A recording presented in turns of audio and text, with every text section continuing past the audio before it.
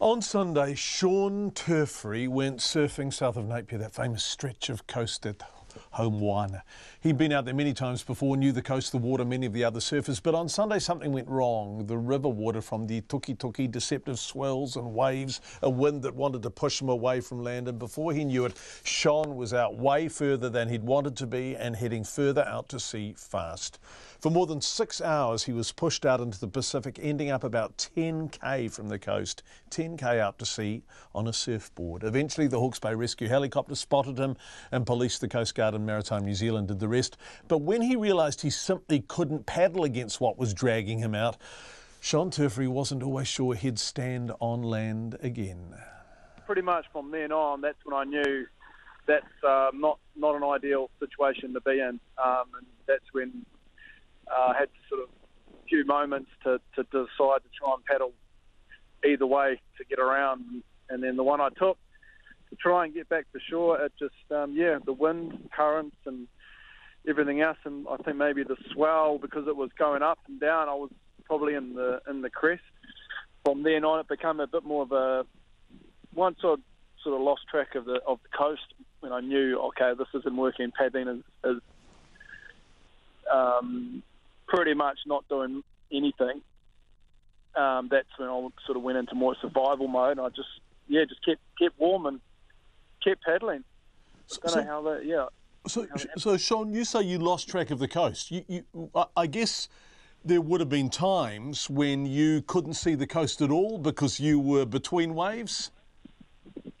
Yeah. That was the spot I was in. I could still see the Cape, but the coast of where I had been surfing, there was a couple landmarks from Mata Peak, a couple of things like that. So when I was sort of going down and coming up, they were sort of a gauge of how it sort of continually progressed to get further and further out.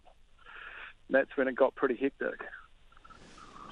As you describe this, I feel simultaneously terrified and seasick. But it seems to me that you kept your head about you, bro, did you? You obviously started thinking, okay, someone's going to come looking for me at some stage. I've just got to stay on the board.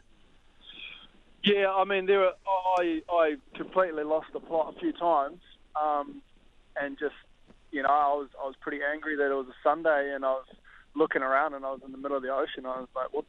This is not an ideal position to be in on a Sunday. This was not my idea. It was a big mind game out there, just between yourself and the ocean, and you're starting to think, shit, what could I have done, or what can I do? What resources do you have? And there were nothing's out there. There's nothing there to use. So it was the only thing I could do was just stay afloat and just keep paddling, and that kept me warm. Shon, there was a lovely article in the Dom Post in which you described a skiing trip with your 5-year-old daughter, I think, in which things hadn't worked out as you'd hoped, and the words that she said to you on that occasion, which kept popping into your mind when you were out at sea?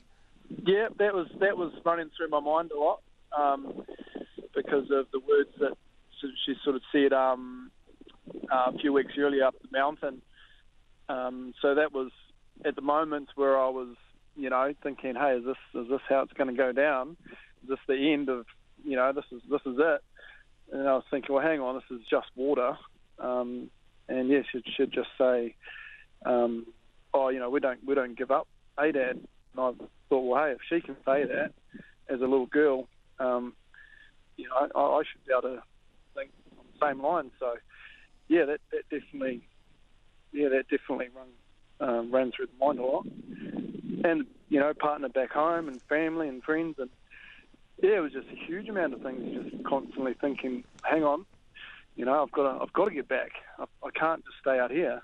Yeah, but to get back, of course, somebody had to find you. Somebody had to see you, get out to you, rescue you. Who did you see first or hear first, the chopper or the boat?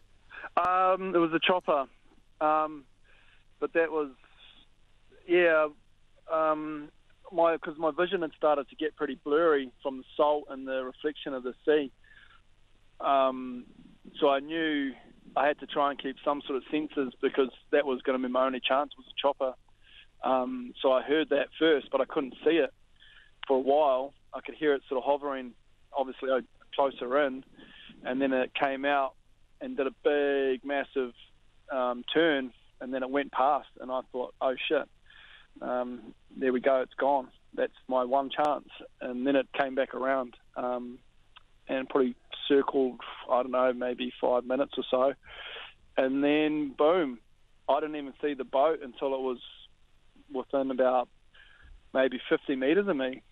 And then at that moment it was, wow, I'm getting out of here. And then managed to get onto that, and so that was a pretty good moment, that. Did you fall instantly in love with the people on board the boat, Shon? I would have. Oh yeah, totally. Yeah, no, it was just catch my breath a bit, and everything was a bit blurry because of my vision. But yeah, I was just obviously a bit tired, and I was just so happy to just see humans. Shon Turfrey, who is alive and well, as you could hear, 6 hours on a surfboard, 10K out at sea.